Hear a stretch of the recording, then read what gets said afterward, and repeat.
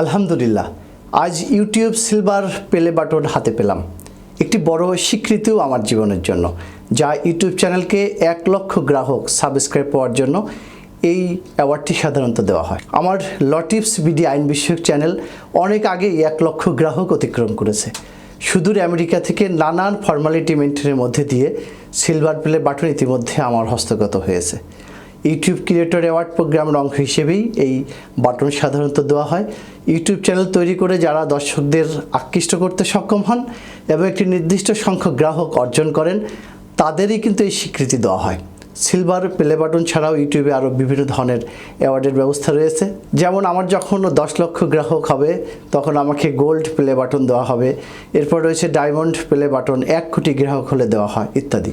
আমার চ্যানেলের দর্শকদের প্রতি এই সিলভার প্লে বাটন অ্যাওয়ার্ডটি উৎসর্গ করে ভবিষ্যতে চলার পথে আপনাদের কাছে দোয়া চেয়ে